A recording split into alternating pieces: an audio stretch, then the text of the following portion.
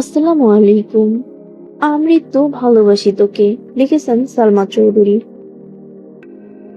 ও কথার মারপেঁচে খুব সুন্দরভাবে বুঝিয়ে দিয়েছে, ওর পরিবারের সিদ্ধান্তের বাইরে কিছুই করতে পারবে না।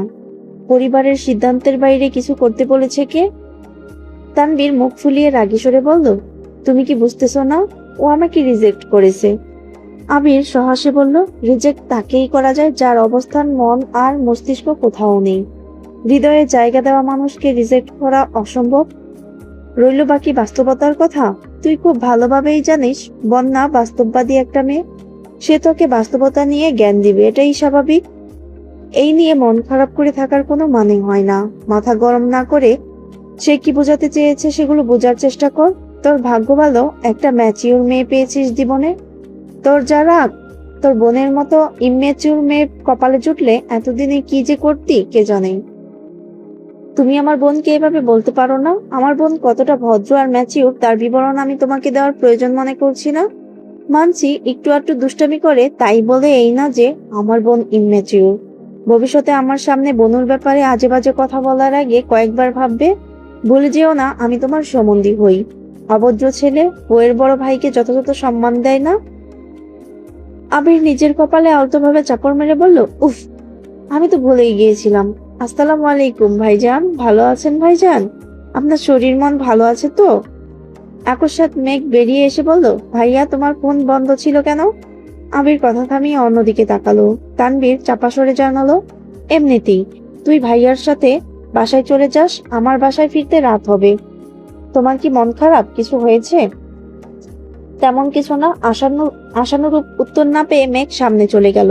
আবির তানবীরের দিকে তাকিয়ে দাঁতে দাঁত চেপে বিড়বিড় করলো, এই সম্মানে মন না ভরলে পার্সোনালি দেখা করবেন ভাইজান, আপনাকে একদম সম্মানের চূড়ায় পৌঁছে দেব। তানবীর মলিন হেসে বলল, আমি সাধারণ একজন মানুষ, এত সম্মান দিয়ে আমি কি করব? দিনের অবস্থা ভালো না, মনে হচ্ছে বৃষ্টি নামবে। সাবধানে যেও তোমরা। আচ্ছা, তুইও তাড়াতাড়ি বাসায় আসিস। কোনো কারণে ফোন যদি আবার বন্ধ করেছিস তাহলে ওই লেভেলের সম্মান দেখাবো তোকে, কথাটা মাথায় রাখিস। মেঘ স্থির নেত্রে আকাশের দিকে চেয়ে রইল। অনবরত বিদ্যুৎ চমকাচ্ছে। দুই একটা বৃষ্টির ফোঁটা মেঘের কপাল আর গাল স্পর্শ করতেই মেঘের ঠোঁটে ঝলমলে হাসি ফুটল। আনন্দিত কণ্ঠে মনে মনে বলল, এই গুদুলি আলোতে আপনার হাতে হাত রেখে বৃষ্টিতে ভিজতে চাই, বৃষ্টির প্রতিটা ফোঁটাকে চিৎকার করে বলতে চাই, এই মানুষটাকে আমার চাই, সম্পূর্ণ আমার করে পেতে চাই। মেঘের ভাবনা সমাপ্তি হওয়ার আগেই সব সত্যি হয়ে গেল। আবির আকস্মাৎ মেঘের পাশ ঘেঁষে দাঁড়ালো, কণ্ঠে স্নিগ্ধতা মিশিয়ে শুধালো, বৃষ্টিতে ভিজতে মন চাচ্ছে? মেঘ চিবুক নামিয়ে চাপা সরে বলল, হ্যাঁ। চল তাহলে। কোলাহল শূন্য নির্জন পথ, রাস্তায় গুটি কয়েক বাইক আপন গতিতে ছুটছে। রাস্তার পাশে একটা দোকানের সামনে বাইক রেখে মেঘের পাশে হাঁটছে আবির। মেঘের বুক কাঁপছে ধূপধাপ করেই। এত সহজে আবিরের নিকট ধরা দিবে না ভাবতে থাকা মেয়েটাও নিজের উপর নিয়ন্ত্রণ হারিয়ে ফেলছে। আবির যে তার মায়া দিয়ে প্রতিনিয়ত ভালোবাসার চাদরে মুড়িয়ে নিচ্ছে মেঘকে। নিশ্চুপ মেঘের বুকের ভেতরে থাকা সুপ্ত অনুভূতিগুলো কোনো বাধা মানতে চাইছে না। বৃষ্টি স্নাত গুদুলিকে স্মরণীয় করে রাখতে খুব ইচ্ছে করছে। এদিকে আবির কিছু বলতে চেয়েও বারবার ঢোক গিলেও কথা গিলছে। বৃষ্টি স্নাত পথে তার স্পেরোর হাতে হাত রেখে বুকের বাপ প্রকোষ্ঠে লুকায়িত কথাগুলো বলার সুপ্ত ইচ্ছে আবিরের মনেও ঘুরপাক খাচ্ছে। কিন্তু অদ্ভুত এক দেওয়াল আটকে দিচ্ছে বারবার। ক্ষণে ক্ষণে বৃষ্টি বাড়ছে, সেই সাথে বিদ্যুৎ চমকানোর মাত্রাও বেড়েছে। কিছু সময়ের মধ্যে দুজনেই কাকভেজা হয়ে গেল। সব দুশ্চিন্তা এসপার উসপার করে আচমকা মেঘের হাতে হাত রাখলো আবির। বৈদ্যুতিক সংঘাতের মতো মেঘ অবিশ্বাস্য দৃষ্টিতে আবিরের দিকে তাকালো। মেঘের কল্পনা বাস্তবে পূর্ণতা পেয়েছে। ভাবতেই চোখে মুখে লজ্জা ফুটে উঠল। মেঘের সম্পূর্ণ দৃষ্টি আবিরের উপর নিবদ্ধ। ঠোঁটের কোণে লেগে থাকা হাসি সরছেই না। আবির আকস্মাৎ বলল, পৃথিবীর কি অদ্ভুত নিয়ম। ইচ্ছের পূর্ণতা মিলেও বাস্তবতা বাধা হয়ে দাঁড়ায়। ক্ষতবিক্ষত হৃদয়টা নিকষ কালো আধারের মতো নিবৃত হয়ে দাঁড়ায়। একদিকে প্রকার জেদ, অন্যদিকে সীমাহীন ভালোবাসা। দাড়িপাল্লার মাপে পার্থক্য করা দুষ্কর। তবে কিসের এত হাজারি? হার জিতের বাইরেও একটা দুনিয়া আছে, কেন বুঝতে চায় না কেউ? আবিরের চোয়াল শক্ত, সন্তর্পণে বুকে চাপা নিঃশ্বাসটা ত্যাগ করলো।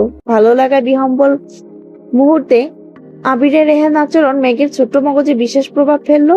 আহ্লাদিত মনে চিন্তার ছাপ পড়লো। মেঘ হতভম্ব হয়ে আওড়ালো, কি হয়েছে? বৃষ্টিতে ভিজে আবিরের চুল কপালের উপর লেপ্টে পড়েছে, চুলের আগা চোখ ছুঁই ছুঁই।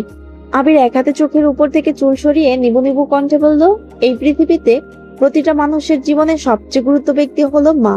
সেই মায়ের লাশ দেখার বা ছোঁয়ার অধিকার যদি কোনো সন্তানের না থাকে, তাহলে সেই সন্তান পৃথিবীতে বেঁচে থেকেও মৃত। মেঘ অতর্কিতে ভ্রু কুঁচকালো। আবির হঠাৎ কি বলছে? মেঘ কিছুই বুঝতে পারছে না। আবির অসীম দূরত্ব থেকে দৃষ্টি সরিয়ে মেঘের দিকে তাকিয়ে ভরাট কণ্ঠে বলল, রাকিবদের বাসায় যে ভদ্রমহিলাকে দেখেছিস, তিনি আর কেউ নয়, তোর, আমাদের সবার একমাত্র পুপ্পি। এই কথা শোনা মাত্র মেঘের শরীরে রক্ত সঞ্চালন বন্ধ হওয়ার অবস্থা হলো। মেঘ আকস্মাৎ চিৎকার করলো, কি? আবির সরু নেত্রে মেঘকে দেখছে। মেঘ দু চোখ এমন ভাবে প্রশস্ত করেছে যেন এখনই চোখ দুটো কোটর থেকে ছেড়ে বেরিয়ে আসবে। চোখে মুখে অবিশ্বাসের ছাপ। এই কথা কখনোই বিশ্বাসযোগ্য নয়। জন্মের পর থেকে মেঘ জেনে এসেছে তাদের বাবা চাচা তিনজন। এত বছর পর হঠাৎ করে পুপ্পি আসবে কোথা থেকে? আবির গম্ভীর কণ্ঠে বলল, আমি জানি তুই বিষয়টা এত সহজে মানতে পারবি না, কিন্তু কিছু সত্যি কঠিন হলেও মেনে নিতে হয়। মেঘের দম বন্ধ হয়ে আসছে, গলা শুকিয়ে যাচ্ছে। ভদ্রমহিলাকে দেখে তখন কত শত প্রশ্ন মাথায় ঘুরপাক খাচ্ছিল, অথচ আবিরের কথা শুনে এক মুহূর্তেই সব প্রশ্ন উধাও হয়ে গেল। মেঘ আতঙ্কিত কণ্ঠে শুধালো, আপনি আমার সাথে মিথ্যা কথা বলছেন, তাই না? তোর চোখে চোখ রেখে মিথ্যা বলার সাধ্য দিয়ে আমার নেই, ভরাট স্বরে বলল আবির। মেঘ বাকরুদ্ধ হয়ে আছে। বৃষ্টি কমেছে অনেকক্ষণ হলো। গাছের পাতা বেয়ে অল্প স্বল্প পানি পড়ছে। আবির ভারী কণ্ঠে আবার বলল, তোকে তো আগেই বলেছি তার নাম মাহমুদা খান আমিনা। নাম শুনে কি মনে হচ্ছে তোর? সত্যি এটাই। তিনি আলী আহমেদ খান মোজাম্মেল খানের একমাত্র ছোট বোন এবং ইকবাল খানের একমাত্র বড় বোন। মেঘের নিষ্পন্দ দু চোখ, অবিশ্বস্ত বার্তায় মস্তিষ্কে স্নায়ুযুদ্ধ চলছে। মায়াভরা দৃষ্টিতে আতঙ্কের ছাপ। ভদ্রমহিলার লোকচুরি আচরণ, কান্না ভেজা চোখ দেখে গত বছরই সন্দেহ হয়েছিল মেঘের, কিন্তু রক্তের সম্পর্কের কথা ভাবতেও পারেনি কখনো। মেঘ ভাবনা চিন্তা করে শান্ত গলায় প্রশ্ন করলো, এত বছরে কোনোদিন ওনাকে আমাদের বাসায় যেতে দেখিনি। আব্বুদের আপন বোন হলে বাসায় যান না কেন? আবির মৃদু হাসলো, ভরাট কণ্ঠে বলল, উনাকে বাসায় যেতে দেখবি কিভাবে? তোর জন্মের প্রায় 10-12 বছর আগে উনি খান বাড়ি ছেড়েছেন। মেঘ ভ্রু কুঁচকে আওড়ালো, কেন, কি হয়েছিল? আবির শান্ত কণ্ঠে বলা শুরু করলো, ফুপ্পি যখন ভার্সিটিতে পড়াশোনা করতেন, তখন অনাকাঙ্ক্ষিতভাবে ফুপাজির সাথে প্রেমের সম্পর্ক গড়ে উঠেছিল। পুরো ঘটনা আমি জানি না, তবে বাসায় বিষয়টা জানাজানি হয়ে গিয়েছিল। তখন আমার আম্মু বাড়ির নতুন বউ, বছর খানিক হবে আম্মুর বিয়ে হয়েছিল। তোর আম্মুর তখনও বিয়েই হয়নি। ফুপির ওই ঘটনা জানার পর আব্বু আর চাচ্চু ফুপির সাথে অনেক খারাপ ব্যবহার করেছিলেন। শারীরিক এবং মানসিক অত্যাচার একসময় এতটা তীব্র হয়ে গিয়েছিল যে ফুপি ভাইদের উপর অভিমান করে বাড়ি থেকে বেরিয়ে গিয়েছিলেন। বড় ভাইদের প্রতি তীব্র অভিমান থেকে জেদ করে নিজের পছন্দের মানুষকে বিয়ে করেছিলেন। তখনও দাদি বেঁচে ছিলেন, তবে খুব অসুস্থ ছিলেন, ঠিকমতো কথাও বলতে পারতেন না। ভাইদের অত্যাচারে সেই যে বাড়ি ছেড়েছিলেন ফুপ্পি, আর কোনোদিন বাড়িতে ঢুকতে পারেননি। ফুপ্পিরা বিয়ে করে বছরখানেক ঢাকাতেই ছিলেন। তখন আমাদের দেশে মোবাইলের তেমন প্রচলন ছিল না। চিঠির মাধ্যমে আম্মুর সাথে কয়েকবার যোগাযোগ করেছিলেন। ফুপ্পি বাড়ি ছাড়ার 1 বছরের মাথায় দাদি মারা গিয়েছিলেন। ভাগ্যক্রমে তখন মেজো মামা আমাদের বাসায় ছিল। ঢাকায় চাকরির পরীক্ষা দিতে এসেছিলেন। আম্মু মেজো মামাকে ফুপ্পির বাসার ঠিকানা দিয়ে দাদির মৃত্যুর খবর পাঠিয়েছিলেন। এই কথা আব্বুরা কেউ জানতেন না। দাদির লাশ দেখতে ফুপ্পি ফুপাজি দুজনেই এসেছিলেন। তখন আসিফ ভাইয়া ফুপ্পির পেটে ছিল। আমাদের বাসাও তখন এরকম ছিল না। ফুপ্পি আমাদের বাড়ির চৌকাঠে পা রাখতেই আব্বুর চোখ পড়ে দরজায়, সঙ্গে সঙ্গে চিৎকার করেন। 1 সেকেন্ডের মধ্যে দাদুর লাশ চাদর দিয়ে ঢেকে রান্নাঘর থেকে দাঁড়িয়ে বের হয়েছিলেন। ফুপ্পি চৌকাঠ পার করার চেষ্টা করলেই খুন করে ফেলবেন। পাড়া প্রতিবেশীতে বাড়ি ভর্তি ছিল তখন। চাচু, কাকামণি সহ আশেপাশের মানুষজন কোনো মতে আব্বুকে থামিয়েছিলেন। দাদুর লাশ ছোঁয়া তো দূর, ফুপিকে লাশ দেখতে পর্যন্ত দেননি। লাশ দাফন করে বাসায় পা রেখে আব্বু প্রথম প্রশ্নটা করেছিলেন, মাহমুদাকে খবর দিয়েছে কে? মায়ের মৃত্যুর শোকের থেকেও সেদিন 1000 গুণ বেশি প্রখর ছিল আব্বুর রাগ। জিজ্ঞাসাবাদ করে কোনোভাবে জানতে পেরেছিলেন আম্মু খবর পাঠিয়েছিলেন। সেই দিন সেই অবস্থাতেই আম্মুকে বাসা থেকে বের করে দিয়েছিলেন, অথচ ফুপি তারই মায়ের পেটের বোন ছিল। সেই বোনকে খবর দেওয়ার শাস্তিস্বরূপ আম্মুকে কয়েক মাস নানা বাড়িতে থাকতে হয়েছিল। বড় মামা আব্বুর খুব কাছের মানুষ ছিলেন। তখন বড় মামা আত্মীয় স্বজনরা অনেক বোঝানোর পর একসময় আব্বু গিয়ে আম্মুকে নিয়ে এসেছিলেন। তবে আব্বুর শর্ত একটাই ছিল, আর কোনোদিন আম্মু যেন ফুপির সাথে যোগাযোগ না করেন। নিজের সংসার বাঁচাতে বাধ্য হয়ে আম্মু সেই শর্ত মেনে নিয়েছিলেন। মেজো মামা ফুপির বাসায় গিয়ে সব ঘটনা বলে এসেছিলেন। সেদিন থেকে আজ পর্যন্ত ফুপির সাথে বাসার কারোর যোগাযোগ নেই। ম্যাগ এতক্ষণ যাবৎ নির্বাক চোখে আবিরের মুখের দিকে তাকিয়েছিল। নিজের বাসায় এত বড় রহস্য লুকিয়ে আছে, অথচ সে কিছুই জানতো না। আবির গলা খাকারি দিয়ে গভীর কণ্ঠে বলল, তুই আমাকে হিটলার বলিস, অথচ আমার থেকে অনেক বড় মাপের মানুষজন এত বছর যাবৎ খানবাড়িতে রাজত্ব করে আসছেন, যাদের কথার উপর কারো কথা চলে না, যাদের ইচ্ছের বিরুদ্ধে কেউ কিছু করতে পারে না। ফুপি নিজের পছন্দের মানুষকে বিয়ে করার অপরাধে মায়ের লাশ দেখার অধিকারটা পর্যন্ত হারিয়েছেন। এতগুলো বছর যাবৎ বাবার বাড়িতে পা রাখতে পারেন না। কতটা নিষ্ঠুর হলে মানুষ এমন কাজ করতে পারে? তাদের কাছে ভাই বোন সন্তানদের মানসিক শান্তির থেকেও আত্মসম্মান, সমাজের চোখে নিজেদের অবস্থান ঠিক রাখা, এগুলোই বেশি গুরুত্বপূর্ণ। তানবীরের সাথে কি ঘটেছিল এবং তারপর বাসায় ঠিক কি হয়েছিল সেগুলো আশা করি মনে আছে। ফুপি আর তানবীর না, তাদের জন্য কাকামণি জীবনটাও একসময় তিক্ততায় ডুবে গিয়েছিল। একদিকে ভালোবেসে ভালোবাসার মানুষকে পেয়েও চাপা যন্ত্রণায় ভুগছেন ফুপ্পি, আরেকদিকে ভালোবাসার মানুষকে না পাওয়ায় অপ্রকাশিত এক শূন্যতায় কখনো কখনো গভীর রাতে নিঃশব্দে দীর্ঘশ্বাস ফেলছেন কাকামণি। মাঝখানে তানবীর না বুঝে কোনো কিছু না করেও সবার আক্রোশ সহ্য করেছে। তারা নিঃস্বার্থভাবে আমাদের ভালোবাসেন ঠিকই, কিন্তু আমরা কাউকে ভালোবাসলে তাদের আত্মসম্মানে আঘাত লাগে। মেঘ দীর্ঘশ্বাস ছেড়ে প্রশ্ন করল, কিন্তু আপনি ফুপ্পিকে কিভাবে চিনেন? আবির শ্বাস ছেড়ে পুনরায় বলা শুরু করলো, ছোটবেলা একবার আম্মু পুরাতন জিনিসপত্র বের করছিলেন, তখন একটা অ্যালবামে তার ছবি দেখেছিলাম আমি। আম্মুকে জিজ্ঞেস করেছিলাম কে তিনি, কিন্তু আম্মু কোনো উত্তর দেননি। তার কয়েক বছর পর দেশ ছাড়ার আগে আব্বু আম্মুর কিছু কাগজপত্রের দরকার ছিল, তখন আব্বুর ফাইলে কাগজ খুঁজতে গিয়ে একটা ফাইল পেয়েছিলাম। ওইটাতে সার্টিফিকেট, ছবি, আরও কিছু কাগজপত্র ছিল। মাহমুদা খান আমিনা নামটা আমি প্রথমবার সেখানেই দেখেছিলাম। বাবা মায়ের নামের জায়গায় দাদা দাদুর নাম লেখা ছিল। ছবিগুলো দেখে ছোটবেলায় অ্যালবামে দেখা ছবিগুলোর কথা মনে পড়েছিল। আমি সেখান থেকে একটা ছবি নিয়ে গিয়েছিলাম। তখন আবারও আম্মুকে জিজ্ঞেস করেছিলাম। আম্মু বলেছিলেন আম্মু কিছু জানেন না, আর এই বিষয়ে যেন কোনোদিন কাউকে কিছু জিজ্ঞেস না করি। তখন কিছুদিন আমার মাথায় বিষয়টা ঘুরলেও পরে সব ভুলে গিয়েছিলাম। কিন্তু ছবিটা যে আমার কাগজপত্রের সাথে চলে গিয়েছিল এটা আমি জানতাম না। ওইখানে গিয়ে ছবিটা দেখে ফেলতেও ইচ্ছে করতেছিল না, তাই আব্বু আম্মুর ছবির সঙ্গে রেখে দিয়েছিলাম। তখনকার ঘটনা ওইখানেই শেষ হয়ে গিয়েছিল। আসিফ ভাইয়া চাকরির সুবাদে কোনো একটা প্রোগ্রামে গিয়েছিলেন। ওইখানে জান্নাতকে দেখে তার ভীষণ ভালো লাগে, কিন্তু সরাসরি কিছু বলার সাহস পাচ্ছিল না। বেশ কিছুদিন জান্নাতকে অনুসরণ করার পর গত বছরের মাঝামাঝি সময় রাকিব সে কথা জানতে পারে। রাকিব তখনই আসিফ ভাইয়ার সাথে দেখা করতে গিয়েছিল। আসিফ ভাইয়া রাকিবের কাছে সরাসরি জান্নাতকে বিয়ের প্রস্তাব দিয়েছিল। রাকিব খোঁজখবর নিয়ে জানতে পারে ছেলে আলহামদুলিল্লাহ ভালো।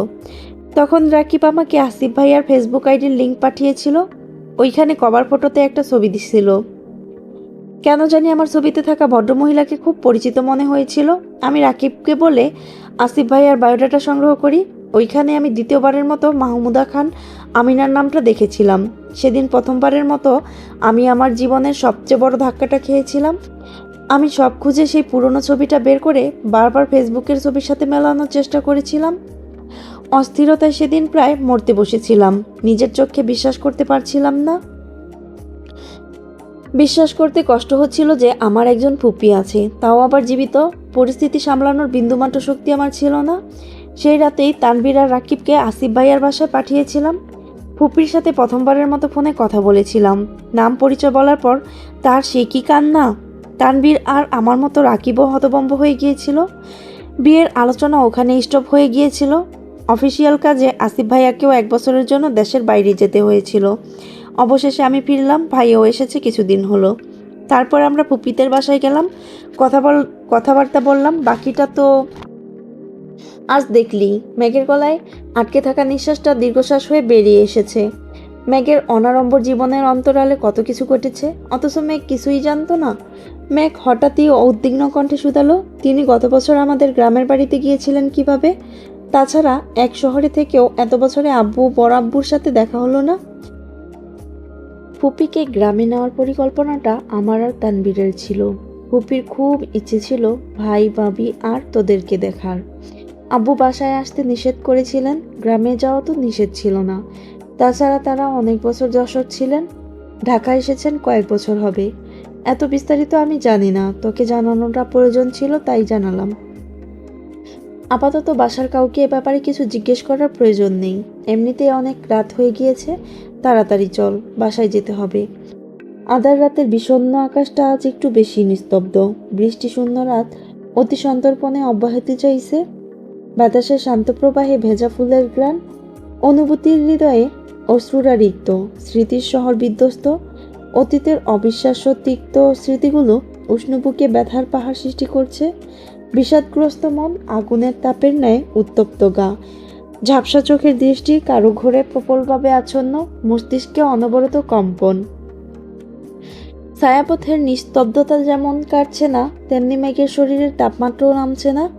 এই জ্বর শুধু বৃষ্টিতে ভেজার কারণে হয়নি, বৃষ্টির ফোঁটার মতো অপ্রত্যাশিত সত্যিগুলো শরীরের প্রতিটা লোমকূপ দিয়ে ভেতরে প্রবেশ করে হৃৎপিণ্ডটাকে ক্ষতবিক্ষত করে দিয়েছে। কল্পনার জগতে বিচরণ করা লাল নীল স্বপ্নগুলো আবছা আলোতে ভীষণ ভুতুড়ে লাগছে। নির্মলতার জীবনে সদ্য আবিরের প্রণয় ঘরে বন্দী হয়েছিল মেঘ। নীল রঙা আকাশের শুভ্র মেঘের মতো আবিরের মনের ঘরে উকি দিচ্ছিল। অথচ কি থেকে কি হয়ে গেল, পরিবার নামক বেড়াজালায় আবদ্ধ হয়ে গেল দুজনেই। ভালোবাসার পায়ে শিকল বেঁধে নদীতে ফেলার উপক্রম হয়েছে।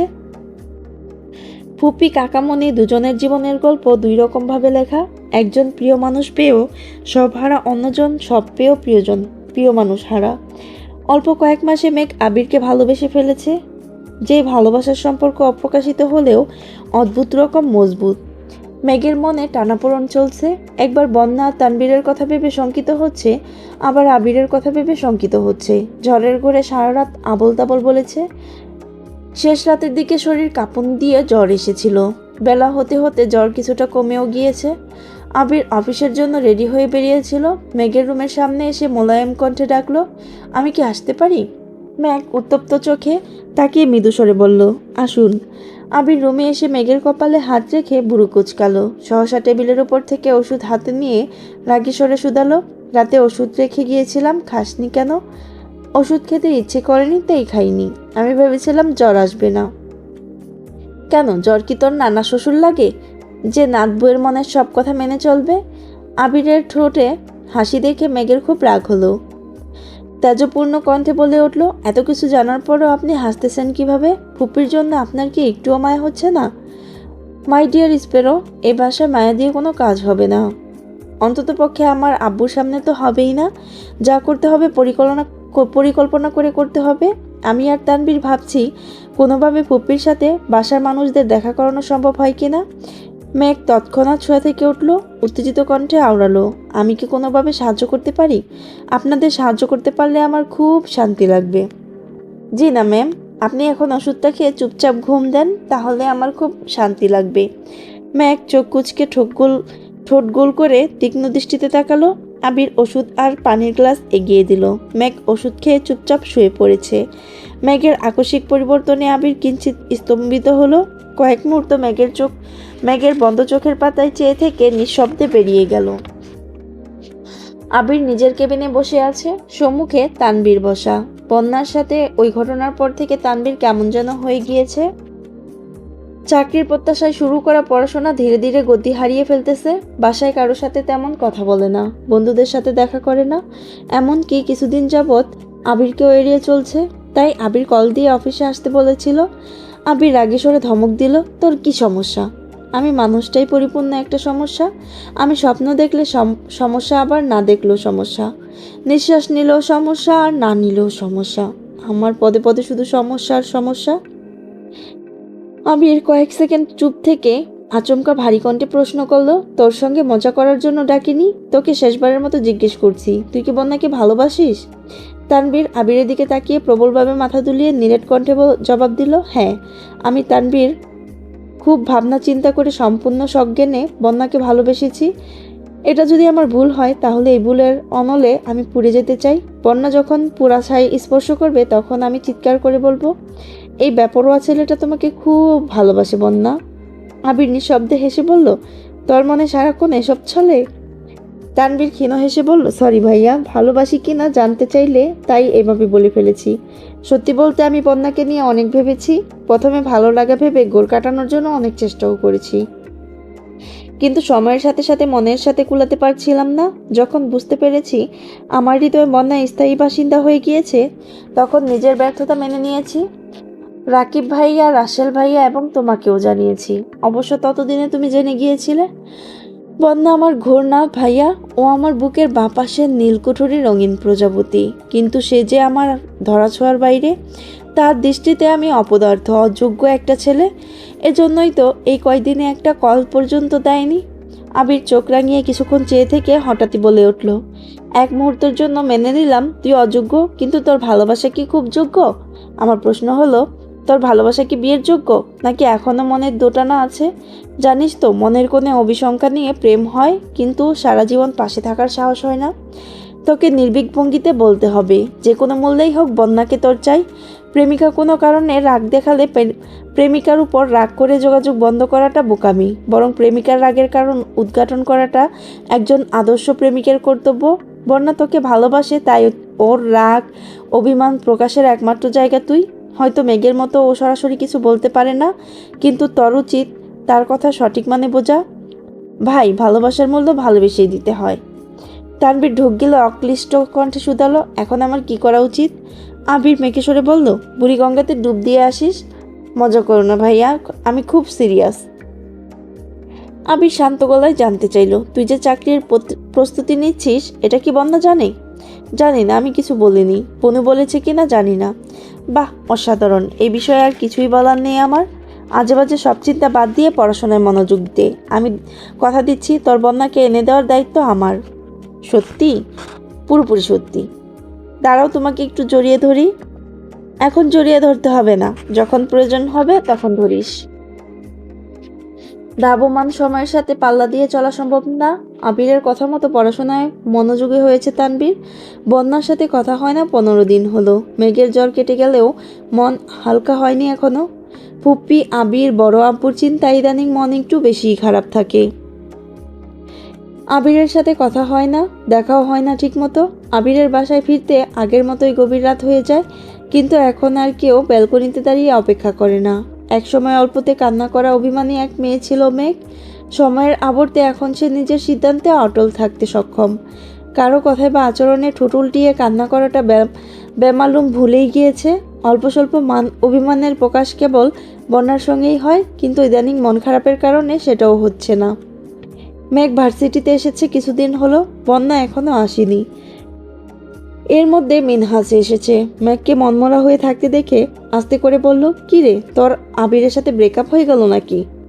মেঘ বিরক্তির স্বরে বলল, আবির আমার আন্তার অতলের অদ্বিতীয় আত্মীয়। এই আত্মীয়তার মিলন হয় কখনো, বিচ্ছেদ হয় না, বুঝতে পেরেছিস? মিনহাজ হাসি ঠাট্টার স্বরে বলল, আমি আরও ভেবেছিলাম তোদের বিচ্ছেদ হবে। আমি তোকে সান্ত্বনা দেব, তারপর তুই আমার প্রেমে পড়বি, এরপর আমরা। মেঘ অবিশ্বাস্য চোখে মিনহাজের অভিমুখে চাইল, কপালে ভাঁজ ফেলে সহজ সরল ভঙ্গিতে বলল, তোর ভাবনার ইতিটান দ্রুত, কারণ এসব ভাবনায় বিরহের সুর স্পষ্ট। আমি আবির ভাইয়ের মালিকানায় বন্দি, আর তুই হবি আমাদের বাবুর সঙ্গী। অদূরে বেলুন ফুটার শব্দে মিনহাজ চমকে উঠল। মনমরা হয়ে সেদিকে একবার নজর বুলিয়ে পরপর মেঘের দিকে তাকিয়ে বিড়বিড় করলো, ছি, হতে চাইলাম কি আর বানিয়ে দিলি কি? তখনই বন্যা এসেছে, হাতে একটা অলকানন্দা ফুল। বন্যা মেঘের সামনে একটা অলকানন্দা ফুল ধরে শান্ত গলায় বলল, বেবি, এটা তোর জন্য এনেছি। লাগবে না, মেঘ কাটকাট গলায় জবাব দিল। বন্যা মোলায়েম কণ্ঠে শুধালো, কি হয়েছে তোর? মেঘ অন্যমনস্ক গলায় বলল, কিছু হয়নি। ইদানিং আমার সাথে কথা বলছিস না কেন? তোর সাথে কথা বলার প্রয়োজন মনে করছি না, তাই বলছি না। কেন, আমি কি করেছি? বন্যার অবোধ প্রশ্ন। তুই কিছুই করিসনি, যা করেছি সব আমি করেছি, তাই সেই ভুলগুলো আমাকেই শুধরাতে হবে। বন্যা উদ্বিগ্ন কণ্ঠে জানতে চাইল, মানে? মেঘ গাছের ডালে একাকী বসে থাকা একটা পাখির দিকে তাকিয়ে আনমনে বলল, মানুষ নিরন্তর সুখের খোঁজে, কষ্ট আড়াল করে প্রতিনিয়ত স্বভাবসিদ্ধ হাসে। কি সব বলছিস, হয়েছে কি বলবি তো? বন্যা শঙ্কিত নেত্রে তাকিয়ে বলল।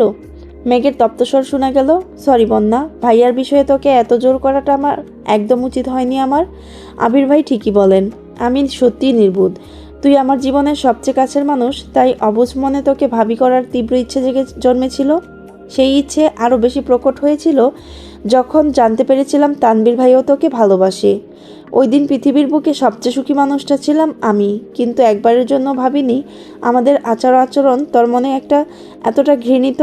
আমি তোকে কোনোদিনও ছোট নজরে দেখিনি, বরং তোর সাথে মেশার জন্য সবসময় নিজেকে সাধারণ রাখার চেষ্টা করেছি। বাসায় দুটো গাড়ি থাকা সত্ত্বেও কোনোদিন গাড়িতে করে স্কুলে কলেজে আসিনি। তোর সাথে চলতে সবসময় তোর মতো করেই চলেছি। এক এক দিন এক এক রেস্টুরেন্টে নিয়ে গিয়ে নিজের অবস্থান বোঝানোর চেষ্টা করিনি, বরং সবসময় তোর সঙ্গে রাস্তার পাশের ফাস্টফুড খেয়ে এসেছি। কিন্তু তুই কি করেছিস? সর্বক্ষণ তোর মনে মধ্যবিত্ত আর বড়লোকের একটা গৃহযুদ্ধ লাগিয়ে রেখেছিস। তোর এই বিকৃত মস্তিষ্কের চিন্তার জন্য আজ আমার ভাই মুমূর্ষু অবস্থায় দিন কাটাচ্ছে। যে তোর মাঝে নিজের সুখ খুঁজে পেয়েছিল, সেই তুই তাকে দুঃখের সাগরে ভাসিয়ে দিলি। অজুহাত কি দেখালি? তুই বাস্তবতা ভুলে আবেগের কাছে বন্দী হতে পারবি না। আর কি বলেছিস? অপ্রকাশিতভাবে হলেও তুই তোর আব্বুর কাছে প্রতিজ্ঞাবদ্ধ। কথাগুলো বলার আগে একটাবার আমার ভাইকে কিছু বলার সুযোগ দিয়েছিলি? অন্তত পক্ষে আমাকে একটাবার বলতে পারতি তুই ভাইয়ার সম্পর্কে ঠিক কতটা জানিস। স্বর্ণ ছাড়া বেপরোয়া ছেলে ভেবে সর্বদা অবজ্ঞা করিস, অথচ যেদিন স্টেশনে বসে কথাগুলো বলেছিলি তুই, ভাইয়া পেছন থেকে সবগুলো কথা শুনেছিল। সেদিনের পর ভাইয়ার পরিবর্তনগুলো স্বচক্ষে দেখেছি আমি। পড়াশোনার প্রতি দুঃসহ রকমের অনীহা থাকা সত্ত্বেও শুধুমাত্র তোকে পাওয়ার জন্য আর তোর আব্বুর চোখে নিজেকে তোর যোগ্য করার জন্য সব ছেড়ে পড়াশোনায় মনোযোগ দিয়েছে। কলেজের পরীক্ষা শেষ হতেই জবের কোচিংয়ে ভর্তি হয়েছে। সর্বক্ষণ বইয়ে মুখ গুজে বসে থাকে। খুব বেশি মন চাইলে শুধু তোর সঙ্গে দেখা করার জন্য বাসা থেকে বের হয়। ভাইয়া নিজের মনের কথাগুলো শুধু তোকে জানাতে চেয়েছিল, তোকে বলতে চেয়েছিল তুই যেন ভাইয়াকে একটু সময় দিস। কিন্তু তুই ভাইয়ার পুরো কথা না শুনে নিজের মতো জ্ঞান দিয়ে চলে গেলি। আমাকে একটাবার কিছু বলার প্রয়োজন পর্যন্ত মনে করলি না। ভাইয়ার দুর্বিষহ চেহারা দেখে আতঙ্কিত হয়ে আমি নিজে থেকে তোকে কল দিলাম, অথচ তুই কিছুই বললি না। ভাইয়াকে জিজ্ঞেস করেও আশানুরূপ উত্তর পাইনি। সেদিন খুব জোর করায় বাধ্য হয়ে ভাইয়া সব কিছু স্বীকার করেছে। তোর অবস্থানে তুই ঠিক, ভাইয়ার অবস্থানে ভাইয়া ঠিক। তোদের মাঝখানে আমি পুরোপুরি ভুল। তুই আমার বান্ধবী, তাই তোর গল্পের সূচনায় আমি ছিলাম। তবে আমি কোনোদিন তোকে আমাদের মতো করতে চাইনি, বরং সবসময় চেয়েছি ভাইয়া তোর মনের মতো হোক। তোদের জন্য বড় আব্বুর সাথে পর্যন্ত উঁচু গলায় কথা বলেছি। ভাইয়া পড়াশোনা করছে, চাকরির চেষ্টা করছে।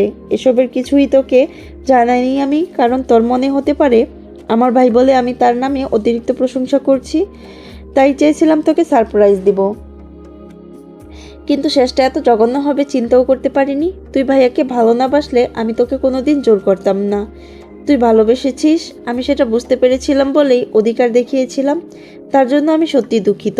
তুই চিন্তা করিস না, আমার ভাইকে আমি না পারলেও আবির ভাই ঠিক বুঝিয়ে নেবেন। কষ্ট যখন পেয়েছে আর একটু কষ্ট পেলেও ক্ষতি নেই। কি আর হবে, খুব বেশি হলে না হয় মরেই যাবে। স্নিগ্ধ শীতল হাওয়ায় আকস্মাৎ বন্যা শরীর কম্পিত হলো। সহসা অস্পষ্ট গলায় মেঘকে ধমক দিল। মেঘও নিশ্চুপ হয়ে গেল। বন্যার দু চোখ টলটল করছে। তানবীরকে কষ্ট দিয়ে গত কয়েকদিন ঘুমড়ে ঘুমড়ে কেঁদেছে, সেটা তার ফোলা ফোলা চোখ দেখলেই বোঝা যায়। বন্যার দু চোখ বেয়ে অনর্গল পানি পড়ছে। বন্যা আচমকা মেঘকে শক্ত করে জড়িয়ে ধরল। বন্যার কান্নার মাত্রা তীব্র হলো। মেঘ মনটাকে প্রথমে অভিমানের খোলসে আবৃত রাখতে চাইলেও বেশিক্ষণ রাখতে পারল না। দুহাতে জড়িয়ে ধরল বন্যাকে। বন্যা বরাবরই ভীষণ শান্তশিষ্ট। বন্যাকে রাগ না দেখালে সে যে মুখ ফুটে কখনোই কিছু বলবে না, এটা মেঘ খুব ভালো করেই জানে। তাই ইচ্ছে করেই কিছুদিন রেগেছিল, যোগাযোগ বন্ধ করে রেখেছিল। বন্যা ক্রন্দিত কণ্ঠে বলল, ওই দিন আমার কি হয়েছিল আমি নিজেও জানি না। বাসায় আপুর বিয়ে নিয়ে টুকটাক ঝামেলা চলতেছিল, সেজন্য আমার মনের অবস্থাও খুব খারাপ ছিল। ওই মুহূর্তে তিনি কথাগুলো বলেছিলেন। আমি সহ্য করতে না পেরে যা তা বলে দিয়েছিলাম, কিন্তু আমি বুঝতেও পারিনি আমি কবে ওনাকে এত ভালোবেসে ফেলেছি। তাকে কথা তো বলে দিয়েছিলাম, কিন্তু এই কয়েকদিন ঠিকমতো ঘুমাতে পারিনি, খেতে পারিনি। মনে হচ্ছিল কি যেন নেই আমার, চারপাশ শূন্য লাগছিল। তোকে কিছু বলার সাহস পাচ্ছিলাম না, ওনাকে কল দিতে পারছিলাম না। I am sorry baby. মেঘ বন্যার চোখ মুছে শান্ত চিত্তে বলল, ঠিক আছে, এখন ক্লাসে চল। সরি বললাম তো, আমি যেহেতু অন্যায় করেছি তাই প্রয়োজনে আমি তোর ভাইকে প্রপোজ করব, তবুও মাফ করে দে প্লিজ। মেঘ ঠোঁট চেপে হাসি আড়াল করে গম্ভীর কণ্ঠে বলল, ভেবে দেখব।